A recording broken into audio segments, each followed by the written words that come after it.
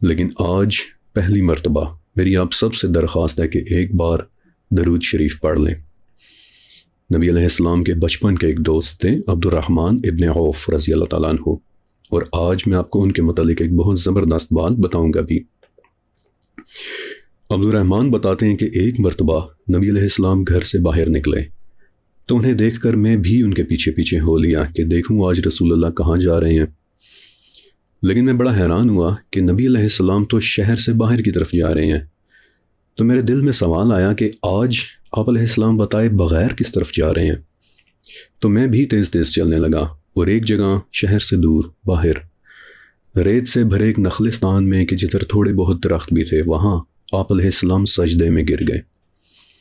عبد الرحمن کہتے ہیں کہ میں آپ کے اٹھنے کا انتظار کرتا رہا، لیکن رسول اللہ سجدے سے اٹھ ہی نہیں رہے تھے، یہاں تک کہ میرے دل میں ڈر پیدا ہو گیا کہ کیا آپ علیہ السلام ٹھیک تو ہیں۔ میں انہیں دیکھنے کے لیے آگے بڑھا تو اسی وقت نبی سجدے سے اٹھ گئے اور میری طرف دیکھ کر پوچھا کہ عبد الرحمن کیا ہوا؟ میں نے کہا کہ یا رسول اللہ میں تو پریشان ہی ہو گیا تھا۔ تو آپ علیہ السلام نے فرمایا کہ نہیں عبد الرحمن، میرے پاس جبرائیل آئے تھے اور انہوں نے بتایا کہ یا نبی، اللہ تعالیٰ نے آپ کے لیے ایک تحفہ بھیجا ہے کہ جو شخص آپ پر درود پڑھے گا میں اس پر اپنی رحمت اتاروں گا، اور جو آپ پر سلام پڑھے گا اس پر میں اپنی سلامتی اتاروں گا۔ تو عبد الرحمن میں یہاں شکر کا سجدہ کرنے کے لیے آیا تھا، لہٰذا اللہم صلی علی سیدنا و مولانا محمد وعلی آلہ و اصحابہ وسلم۔ اور میری دعا ہے کہ اللہ تعالیٰ ہماری اس سیریز پر، ہمارے اس چینل پر، فرقان قریشی بلاگز فیملی پر، مجھ پر اور آپ پر اپنی رحمتوں اور سلامتیوں کا نزول کر دے، آمین۔ اوکے، اب آج کی قسط کا پہلا ٹاپک اصحاب الفیل یعنی ہاتھیوں کا واقعہ۔ یہ واقعہ نبی علیہ السلام کی پیدائش سے صرف 2 مہینے پہلے ہوا تھا، اور اس واقعے کا ذکر انفیکٹ قرآن پاک میں بھی موجود ہے کہ کیا تم نے نہیں دیکھا کہ تمہارے رب نے ہاتھی والوں کے ساتھ کیا کیا۔ یہ واقعہ شروع ہوتا ہے نبی علیہ السلام کے زمانے میں یمن کے رہنے والے ایک شخص ابراہ سے۔ ابراہ چھوٹے قد اور کالے رنگ کا ایک آدمی تھا کہ جو یمن کا گورنر ہوا کرتا تھا۔ یہ بادشاہ نہیں تھا، بادشاہ تو حبشہ یعنی ایتھوپیا میں رہتا تھا، جبکہ ابراہ کو بادشاہ نے یمن کے ایک گورنر کی طرح اپوائنٹ کر کے رکھا ہوا تھا۔ اب ابراہ نہ صرف ایک بدصورت بلکہ ایک لڑاکو اور بدنیت آدمی بھی تھا، اور یمن میں اس کا نام بے شرم مشہور تھا۔ ایسا اس لیے کہ ایک مرتبہ ابراہ کا ایک اور گورنر ایریٹ کے ساتھ جھگڑا ہو گیا، تو ابراہ نے اسے لڑائی کی دعوت دی کہ اپنی تلوار لے کر سامنے آؤ، آج ہم دونوں لڑائی کریں گے۔ لیکن لڑائی کے دوران ایک جگہ ابراہ زمین پر گر گیا، اور جب ایریٹ تلوار اٹھا کر اس کی طرف بھاگا تو ابراہ نے فوراً سے اپنے غلام کو کھینچ کر ایریٹ کے سامنے کر دیا کہ جس سے اس بیچارے غلام کی ناک اور اس کا چہرہ کٹ گئے۔ اور اس کے بعد ابراہ نے پھر اپنے گارڈ کو چیخ کر آواز دی کہ جس نے پھر ایریٹ کو مار دیا تھا۔ جب لوگوں تک یہ واقعہ پہنچا تو ابراہ کو ڈر پڑا کہ کہیں اس قسم کی حرکات پر بادشاہ مجھ سے میرا عہدہ ہی نہ واپس لے لے، لہٰذا اس نے فوراً ایتھوپیا میں بادشاہ کو ایک خط لکھا کہ ایریٹ تو دراصل آپ سے لڑائی کرنا چاہ رہا تھا، میں تو صرف اسے روکنے کے لیے گیا تھا۔ اور پھر اس خط میں ابراہ نے یمن اور سوڈان دونوں علاقوں کی مٹی ڈال کر بادشاہ کو بھجوائی، کہ جس کا سمبولک مطلب یہ ہوا کہ ہم تو آپ کے قدموں کی خاک ہیں۔ اور پھر اس چاپلوسی کی وجہ سے بادشاہ نے پھر ابراہ کو معاف کر دیا تھا۔ اب ابراہ مذہبی طور پر ایک کرسچین تھا، حبشہ یعنی ایتھیوپین چرچ کا ماننے والا تھا، اور ایتھیوپین چرچ آپ کو پتہ ہی ہے کہ کرسچینٹی کا سب سے پرانا فرقہ ہے۔ یہ بات یاد رکھیے گا، آگے چل کر امپورٹنٹ ہوگی، بلکہ یہ لوگ تابوت سکینہ کے بھی اپنے پاس ہونے کا کلیم کرتے ہیں۔ بہرحال ابراہ کو پتہ چلا کہ سال کے ایک خاص وقت میں کہ جسے حج کا سیزن کہتے ہیں، یمن سمیت کئی علاقوں سے لوگ مکہ کی طرف جانا شروع ہو جاتے ہیں۔ تو اس کے دل میں ایک تجسس پیدا ہوا، اور اس نے اپنے چیف ایڈوائزر سے پوچھا کہ یہ لوگ کہاں جا رہے ہیں۔ ایڈوائزر نے جواب دیا کہ مکہ میں کعبہ نام کی ایک جگہ، یہ لوگ وہاں جاتے ہیں۔ ابراہ نے پوچھا کہ کعبہ کس چیز کا بنا ہوا ہے، تو ایڈوائزر نے بتایا کہ درمیانے سائز کے پتھروں کا۔ ابراہ نے پوچھا کہ کیا اس پر کوئی بہت مہنگا کپڑا ڈلا ہوا ہے؟ ایڈوائزر نے بتایا کہ نہیں، کعبہ کو کوئی بہت قیمتی لباس تو نہیں پہنایا جاتا، ہاں البتہ جیسی یہ ہماری دھاری دار چادر ہوتی ہے ویسا سا کعبہ کے اوپر ایک غلاف چڑھا ہوا ہے۔ ابرا نے کہا کہ اچھا اگر ایسی بات ہے تو پھر میں کعبہ سے کئی گنا بہتر جگہ بنا سکتا ہوں۔ اور تب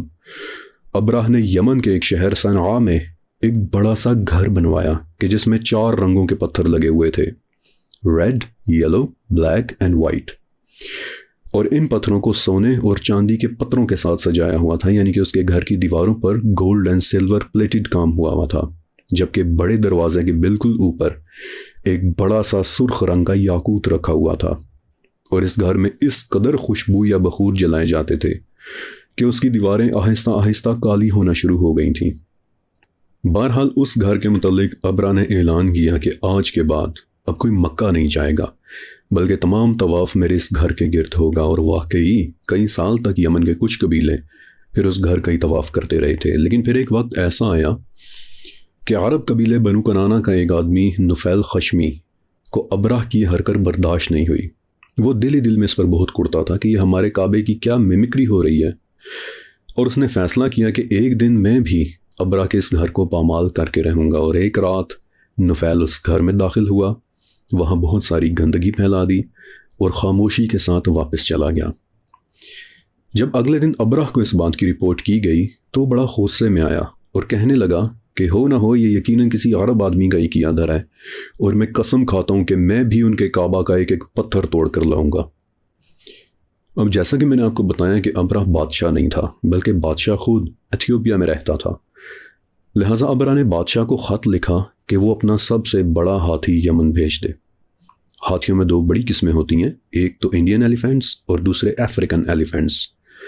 اور افریقن ایلیفینٹس وزن میں 10-10 ہزار کلو اور ہائٹ میں 14-14 فٹ سے بھی زیادہ اونچے ہو سکتے ہیں، بلکہ بعض اوقات تو افریقن ایلیفینٹ ایسا ہوتا ہے کہ اسے دیکھ کر دل ہی دہل جاتا ہے۔ بہرحال بادشاہ نے جو ہاتھی ابراہ کے لیے یمن بھیجا اس کا نام محمود تھا، اور کہتے ہیں کہ اس وقت وہ جنگل کا سب سے بڑا ہاتھی تھا۔ اب محمود کو ملا کر ان لوگوں نے 9 یا 13 ہاتھی اور بھی شامل کیے، 60,000 لڑاکے آدمی لیے اور مکہ کی طرف مارچ شروع کر دی، ایسے کہ ابراہ خود سب سے بڑے ہاتھی محمود کے اوپر بیٹھا ہوا تھا۔ جب یہ لوگ مکہ کے قریب پہنچے تو انہوں نے دیکھا کہ مکہ والوں کے اونٹ اور جانور بھی وہاں چل پھر رہے ہیں، تو ابراہ نے حکم دیا کہ ان لوگوں کے جانوروں کو بھی پکڑ لو۔ اب ان جانوروں میں عبد المطلب یعنی نبی علیہ السلام کے دادا کے اونٹ بھی تھے، اور جب عبد المطلب کو پتہ چلا کہ ابراہ نے ان کے اونٹ بھی پکڑ لیے ہیں تو انہوں نے کسی طرح سے ابراہ تک ایک پیغام بھجوایا کہ میں آپ سے ملنا چاہتا ہوں۔ مزے کی بات دیکھیے کہ یہ پیغام اسی نفیل نے ڈیلیور کیا تھا کہ جس نے ابراہ کے بنائے ہوئے گھر میں گندگی پھیلائی تھی۔ بہرحال نفیل نے ابراہ کو بتایا کہ اس شہر کے سب سے بڑے سردار ہیں عبد المطلب، لوگوں میں ان کا بڑا اثر و رسوخ ہے، لوگوں میں گھوڑے تقسیم کرتے ہیں، انہیں تحفے دیتے ہیں، انہیں کھانا کھلاتے ہیں، تو وہ آپ سے ملنا چاہتے ہیں۔ ابراہ نے انہیں بلوا لیا اور پوچھا کہ کیا ہوا عبد المطلب، آپ مجھ سے کیوں ملنا چاہتے تھے؟ تو عبد المطلب نے کہا کہ میں صرف اتنا چاہتا ہوں کہ آپ مجھے میرے اونٹ واپس کر دیں۔ اس بات پر ابراہ تھوڑا حیران ہوا اور طنز کے سے انداز میں پوچھا کہ عبد المطلب، مجھے تو بتایا گیا تھا کہ آپ یہاں کے سردار ہیں، بہت بزرگی والے ہیں، اور مجھے لگا تھا کہ شاید آپ مجھ سے نیگوشیٹ کرنے کے لیے آئے ہیں، لیکن میرے خیال سے مجھے غلط بتایا گیا تھا۔ آپ کو تو اپنے اونٹوں سے زیادہ اور کسی چیز کی فکر ہی نہیں ہے۔ تو عبد المطلب بولے کہ میں تو بس اپنے ان اونٹوں کا مالک ہوں، جبکہ اس گھر کا مالک اپنے گھر کی حفاظت کرنا بخوبی جانتا ہے، لہٰذا آپ مجھے بس میرے اونٹ واپس کر دیں، ہاں کعبہ کے ساتھ پھر آپ جو چاہیں کریے گا۔ یہ سن کر پہلے تو ابراہ ہنسا، پھر کچھ سوچا اور پھر بولا کہ انہیں ان کے اونٹ واپس کر دو، اور اپنے اونٹوں کو لے کر عبد المطلب وہاں سے واپس مکہ آ گئے۔ ایسا نہیں ہے کہ عبد المطلب نے اونٹوں کے لالچ میں ایسا کیا تھا، نہیں، بلکہ واپس آ کر انہوں نے تو ان تمام اونٹوں کے پیروں پر نشان لگوا دیے تھے اور انہیں قربانی کے لیے وقف کر دیا تھا۔ اور اس کے بعد پھر عبد المطلب اور ان کے ساتھ کچھ بڑے سردار یہ لوگ ہیرا کے پہاڑ پر چڑھ گئے اور دعا کی کہ اے اللہ، انسان تو صرف اپنے سامان کی حفاظت کرتا ہے، اس گھر کی حفاظت تو خود کر۔ اور اگلی صبح ابراہ نے اپنے ہاتھیوں کے ساتھ مکہ کی طرف ایک بار پھر سے مارچ شروع کر دی۔ لیکن شام کے وقت کہ جب یہ لوگ مکہ کے قریب پہنچ گئے تو ابراہ کے ہاتھی زمین پر بیٹھ گئے۔ محاوتوں یعنی ہاتھیوں کے کنٹرولرز، ان کے ہینڈلرز نے ہاتھیوں کو نیزے چبھوئے، انہیں مارا، انہیں شراب تک پلائی، لیکن وہ ہاتھی اپنی جگہ سے اٹھ ہی نہیں رہے تھے۔ اگرچہ شام کا وقت ہو چکا تھا لیکن آسمان پر ابھی بھی ہلکی ہلکی روشنی باقی تھی، اور ان لوگوں نے دیکھا کہ سمندر کی طرف سے آسمان اچانک کالا ہونا شروع ہو گیا، اور اسے دیکھ کر یہ لوگ تھوڑا سا پریشان ہو گئے، لیکن سٹل ہاتھیوں کو اٹھانے کی کوششیں جاری رکھیں۔ لیکن آسمان کی کالک تھی کہ بڑھتی چلی جا رہی تھی، اور چند ہی منٹوں کے اندر پتہ چل گیا کہ یہ کالک کس چیز کی تھی۔ لاکھوں کی تعداد میں چھوٹے چھوٹے پرندے تیزی سے اڑتے ہوئے چلے آ رہے تھے کہ جن میں سے ہر ایک کے پاس 3 پتھر تھے، 2 پتھر پنجوں میں اور 1 پتھر چونچ میں، اور یہ پتھر ایک تو ریڈ کلر کے تھے اور دوسرے سائز میں چنے کے برابر تھے، اور جس کسی کو بھی یہ پتھر لگتے اس کے جسم سے آر پار ہو جاتے تھے۔ حالانکہ یہ پتھر کوئی بہت اونچائی سے تو نہیں آ رہے تھے، بلکہ یہ پرندے تو اتنا نیچے اڑ رہے تھے کہ لوگ بتاتے ہیں کہ اگر ہم چاہتے تو ہاتھ بڑھا کر ہم انہیں پکڑ بھی سکتے تھے، لیکن اس اچانک بوکھلا دینے والے حملے سے پریشان ہو کر لوگوں میں بھگ دوڑ مچ گئی، اور وہ لوگ پرندوں سے بچنے کے لیے ایک دوسرے کو کچلتے ہوئے ادھر ادھر بھاگنے لگ گئے۔ لیکن جس کسی کو بھی وہ پتھر لگتے وہیں پر اس کے جسم کے ٹکڑے ہو جاتے، جبکہ ابرا کو لوگوں نے دیکھا کہ وہ واپس یمن کی طرف بھاگ رہا ہے، اور جیسے جیسے وہ بھاگ رہا ہے ویسے ویسے اس کے جسم سے ٹکڑے گرتے چلے جا رہے ہیں، جبکہ لوگوں نے یہ بھی دیکھا کہ آخر میں ابرا کا دل بھی باہر نکل کر زمین پر گرا پڑا تھا۔ اس حیرت انگیز حملے سے پریشان ہو کر ایون کہ مکہ کے اپنے باسی بھی خوف سے پہاڑوں اور گھاٹیوں میں جا چھپے تھے،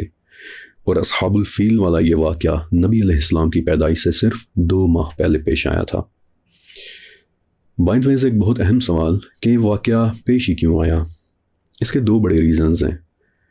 کہ ایک تو اس واقعے نے نشانی بننا تھا کہ اس سال یعنی عام الفیل والے سال نبی علیہ السلام کی پیدائش ہوئی تھی، اور دوسرا ریزن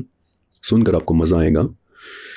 کہ ابرا، میں نے آپ کو بتایا کہ ایتھوپین چرچ کا ماننے والا تھا، اور ایتھوپین چرچ کرسچینٹی کا سب سے قدیم فرقہ ہے، ان کا رومن امپائر کے ساتھ بہت گہرا تعلق تھا، لہٰذا ایک اتنے بڑے واقعے کی خبر فوراً سے رومن امپائر تک بھی پہنچ گئی، اور چونکہ پرشین امپائر ان دونوں کی دشمن تھی اس لیے وہ بھی ان کی ایک ایک خبر پر نظر رکھا کرتے تھے، لہٰذا ان تک بھی اس واقعے کی رپورٹ پہنچ گئی، اور یوں اس وقت کی دونوں بڑی امپائرز تک یہ پیغام پہنچ گیا کہ کعبہ کوئی عام جگہ نہیں ہے، اور مکہ سے اب کچھ بہت ہی اہم ہونے والا ہے، اور یوں تمام دنیا کی نظریں مکہ کے اوپر انتظار میں جم گئیں کہ دیکھیں کہ اب یہاں سے کیا ہوتا ہے، اور انڈیڈ مکہ میں پھر بہت کچھ حیرت انگیز باتیں ہونا شروع ہو